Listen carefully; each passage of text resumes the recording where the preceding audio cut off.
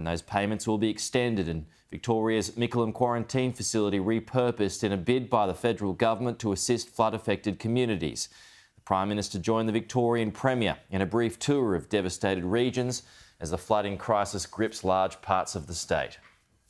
Rivers are still rising and places like Shepparton are still being swallowed by floodwaters.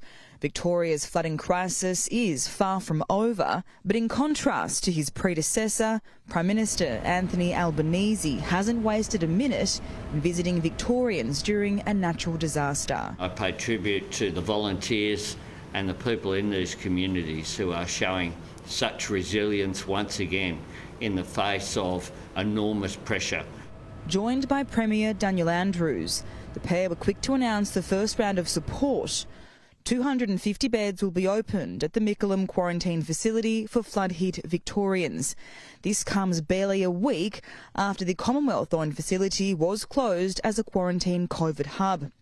More beds could come online if there's a need. 250 is the initial, and there's a capacity to open another 250.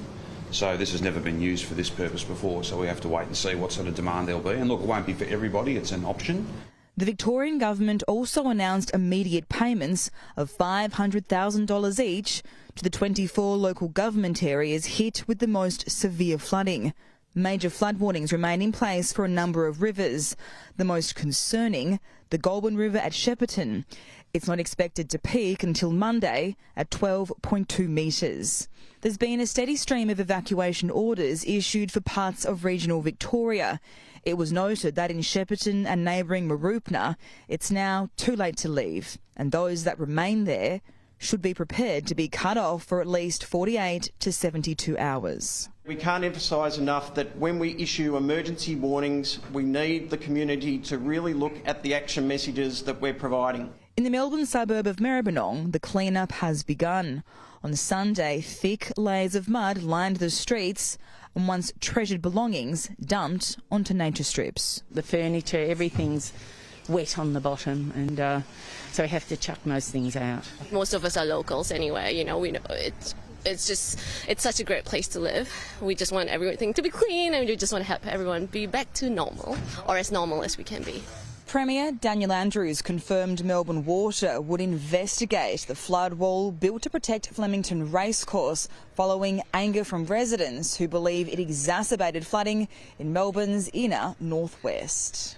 Yes, I can confirm that Melbourne Water will conduct a thorough review of this flood event and any impact that wall had on this flood event. They'll do that work at arm's length from the government, and they'll report progress. With more rain forecast for next week, the flooding crisis is far from over.